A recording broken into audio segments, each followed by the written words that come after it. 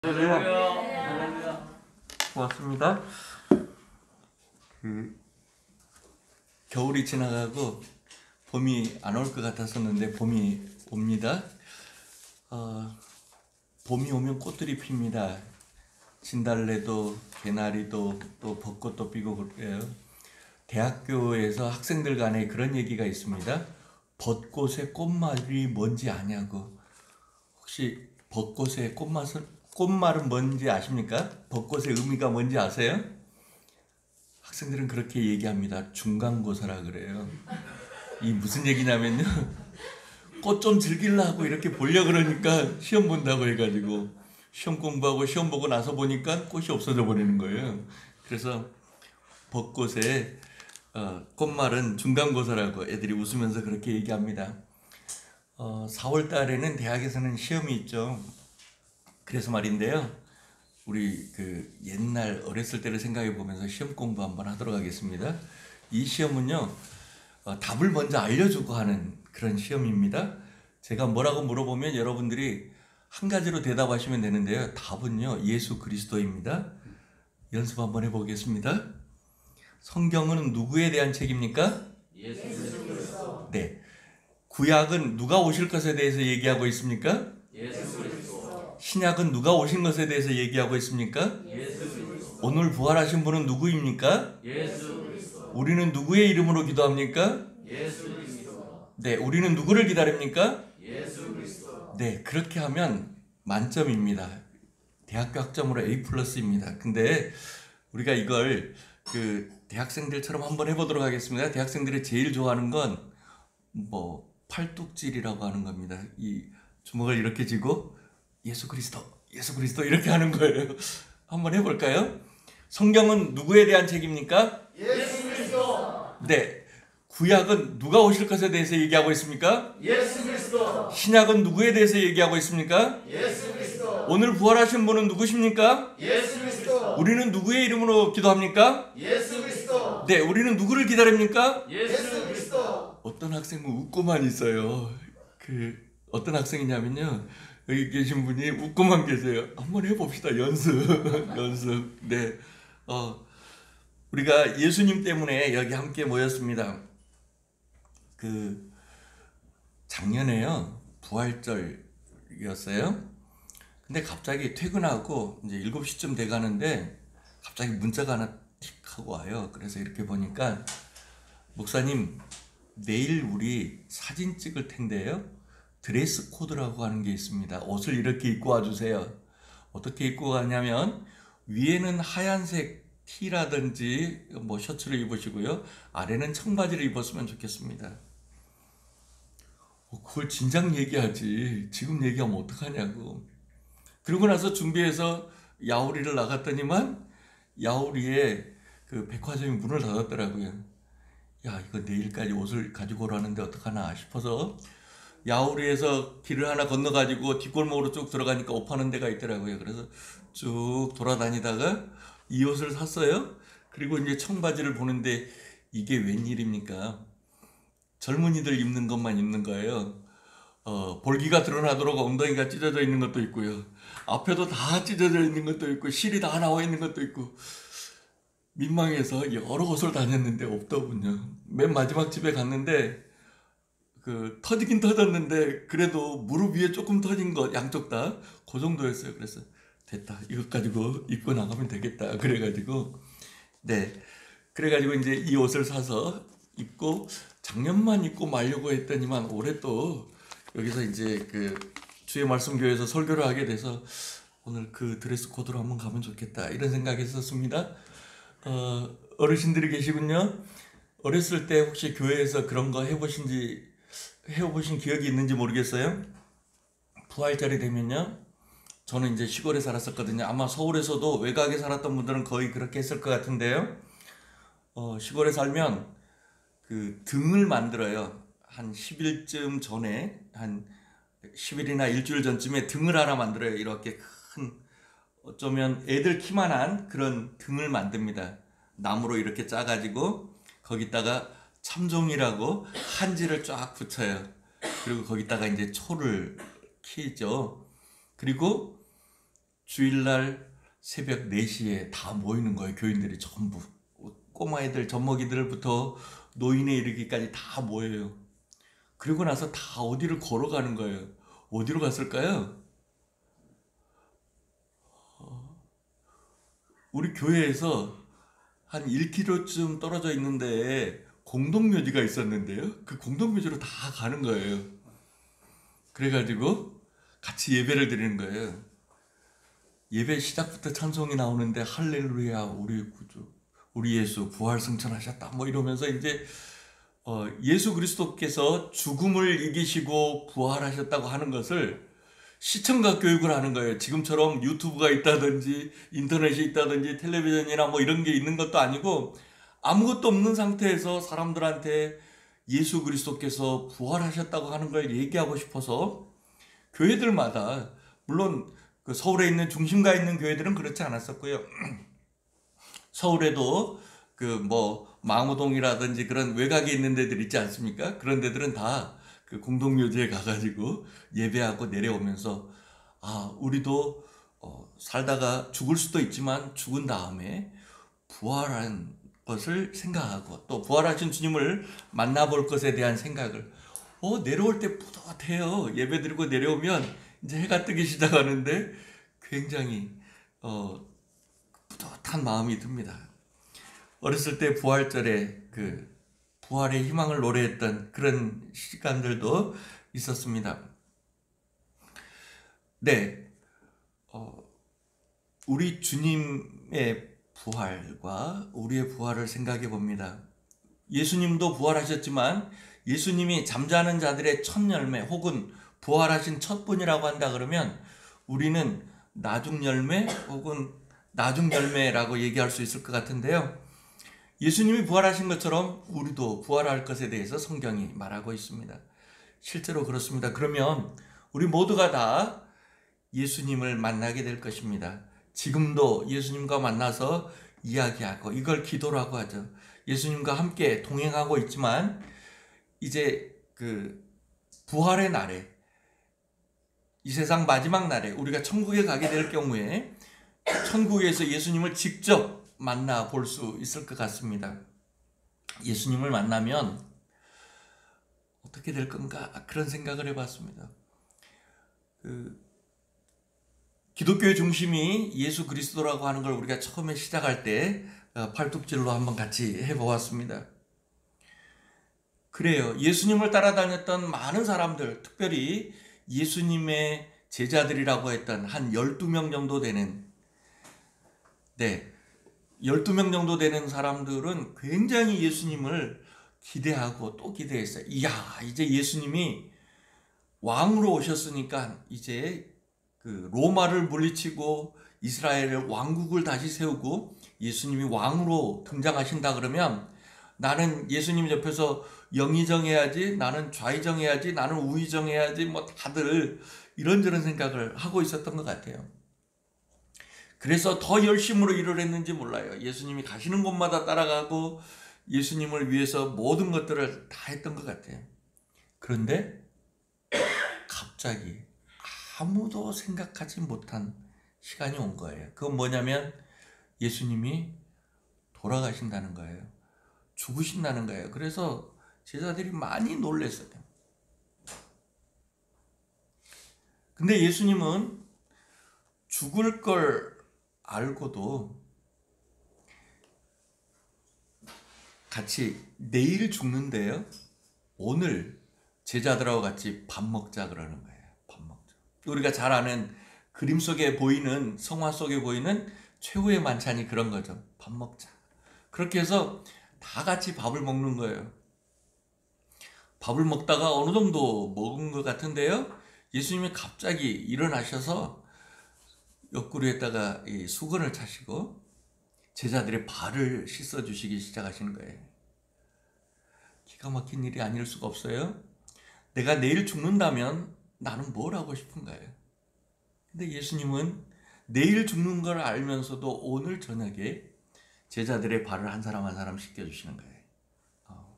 한 사람 씻기고 또 씻기고 또 씻기고. 위험이 닥쳐오면 사람들은 제일 먼저 도망가고 싶고 그 자리를 뜨고 싶은데 예수님은 끝까지 우리 요한복음 13장 1절에 보면 유월절 전에 예수께서 자기가 세상을 떠나 아버지께로 가실 때가 이른 줄 아시고 그 다음 얘기가 참 가슴 아프기도 하고요, 뿌듯하게 다가옵니다. 세상에 있는 자기 사람들을 사랑하시되 끝까지 사랑하시니라. 예수님이 그랬다고 하는 거예요. 어쨌든 그리고 나서 그 다음날 같이 밥 먹고 발도 씻어주신 그분이 잡혀서 십자가에 돌아가신다고 하니까 다들 도망을 가버리는 거예요. 심지어는 베드로 같은 사람한테 너 저 사람 알지? 몰라. 진짜 몰라? 모른다니까. 나 맹세코 몰라. 나 저 사람 저주하고도 몰라. 뭐 이렇게 완전히 변해버린 거죠. 실제로 예수님은 그 뒤에 십자가에 달려서 돌아가셨어요. 제자들의 슬픔이라고 하는 것, 혹은 좌절이라고 하는 것, 말할 수 없이 컸을 것입니다. 왜냐하면 예수님이 희망이라고, 예수님이 우리의 기대와 소망이라고 그렇게 지금까지 따라왔었는데, 하루 이틀도 않고 3년 정도 따라왔었는데 그분이 돌아가시고, 그것도 그냥 모든 사람들이 다 보는 앞에서 안녕히 가세요 하고 가시는 것도 아니고 아주 비참하게 채찍에 맞고 십자가에 달려서 못 박히시고 거기서 가시관이랑 창이랑 뭐 이런 것들을 찔리고 그리고 돌아가신 것을 보면서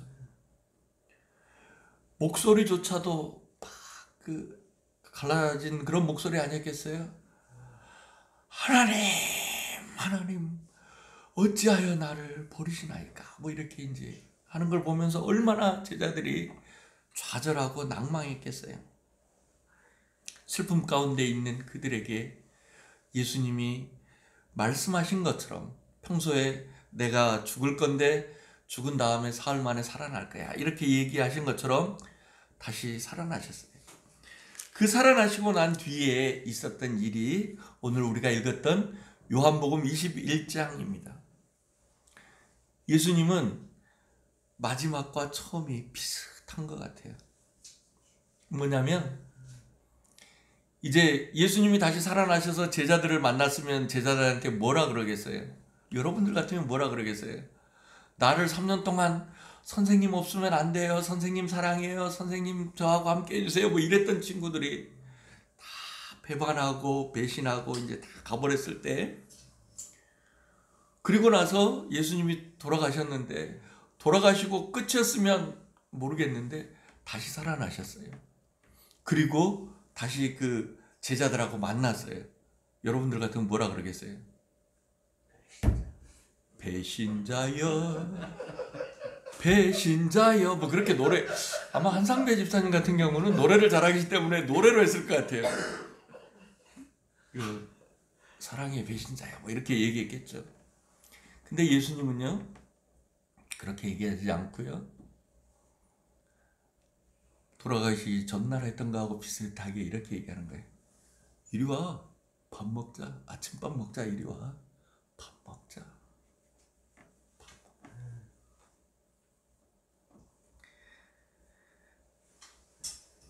밥 먹자는 말보다 더 좋은 얘기는 어디 있을까요?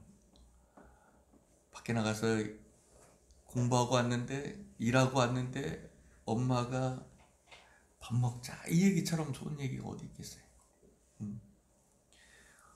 내 죄를 내가 알렸다 이렇게 얘기하는 것도 아니고요, 염치가 있으면 이 밥이 넘어갈까 이렇게 얘기하는 것도 아니에요. 밥 먹자, 그냥 밥 먹자. 그리고 밥 먹은 다음에 이런 얘기를 하시는 거죠. 요한의 아들 시몬아, 내가 이 사람들보다 나를 더 사랑하느냐?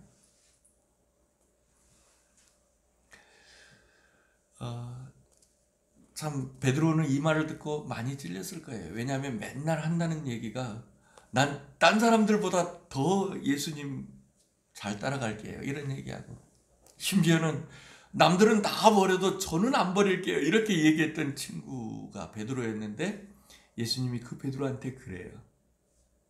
베드로, 너 여기 있는 사람들보다 날 더 사랑하니?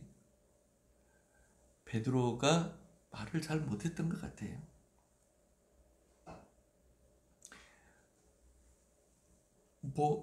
베드로 성격이 급해가지고요, 네, 그렇습니다, 이렇게 얘기할 것처럼 보였었는데요, 우물쭈물하는 것 같아요. 내가 주님을 사랑하시는 줄 주님이 아시잖아요. 내 고백은 못하겠고 그냥 아시잖아요. 이렇게 이제 물어보는 거예요. 그때 주님이 내 양을 먹이라고 그렇게 얘기하고 있어요. 근데 한 번만 물어봤으면 참 좋겠는데 두 번째 물어봅니다. 요한의 아들 시몬아, 내가 나를 사랑하느냐? 두 번째도 똑같이 대답합니다. 내가 주님을 사랑하는 줄 주님께서 아시나이다. 말을 잘 못하겠어요.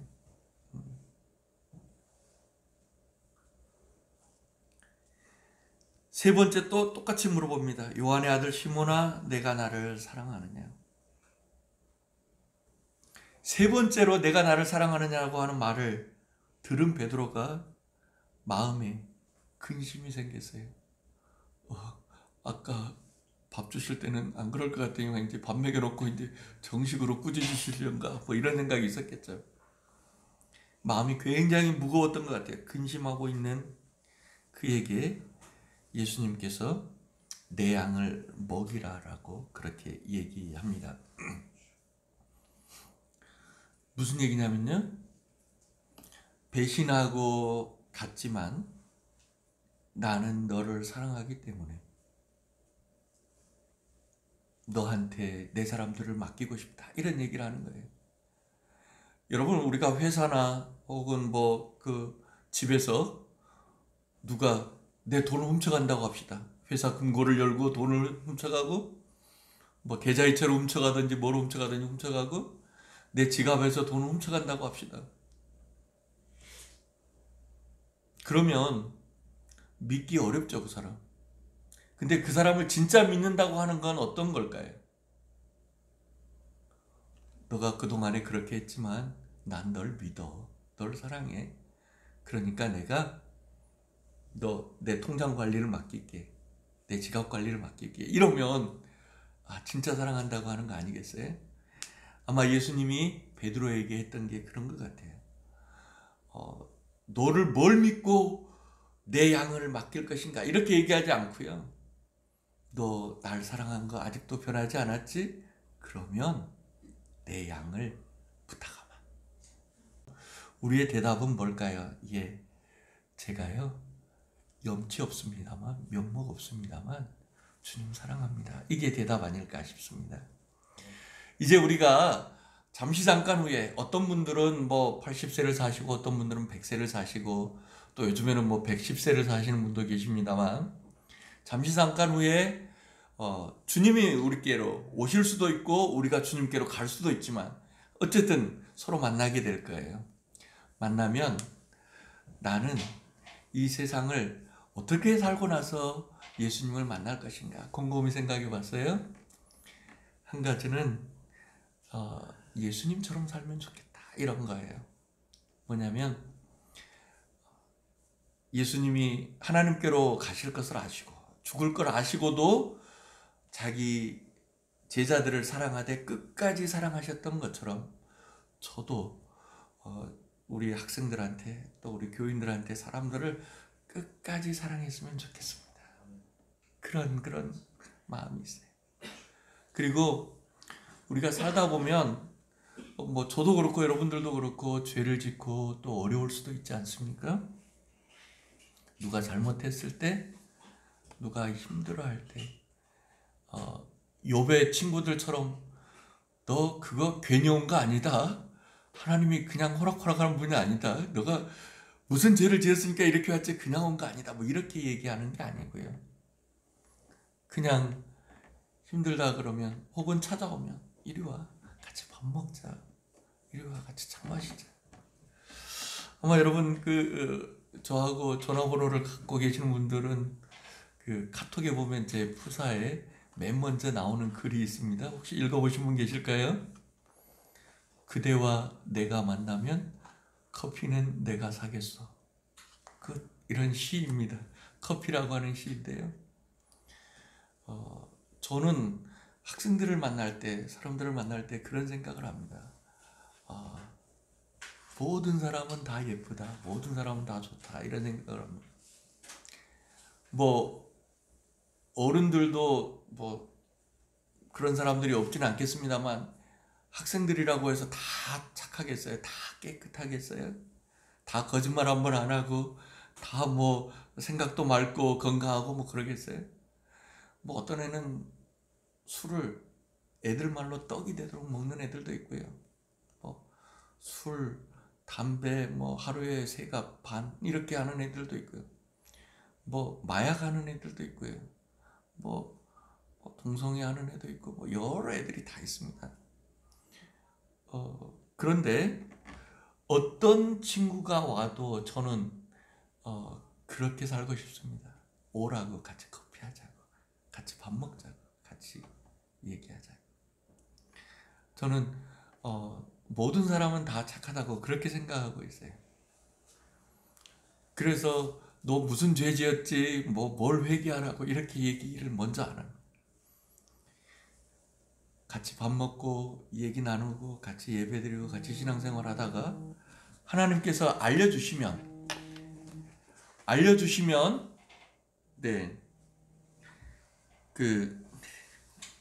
알려주시면 그가 나는 담배를 펴야 되는 줄 알았는데 안 펴도 되는가 보다. 그렇게 안 필 수도 있을 거고, 담배도 술도 이것저것들을 다 할 수 있겠죠.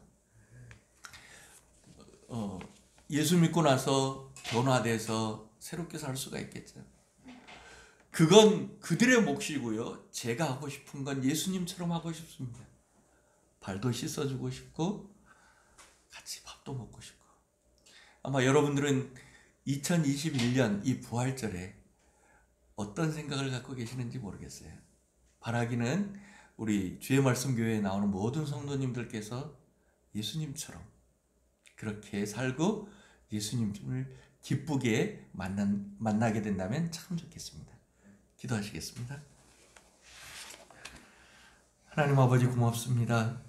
우리 위에 예수님을 보내주시고 우리의 모든 죄를 지고 십자가에 달려 돌아가시게 하셨다가 다시 부활하게 하시고 모든 자들의 부활의 첫 열매가 되시고 또 다시 우리를 위해서 다시 오실 예수님을 보내주신 것 감사합니다. 우리가 주님의 부활에 동참하며 주님과 함께 예수님처럼 살아갈 수 있는 우리 모두가 되게 도와주시옵소서.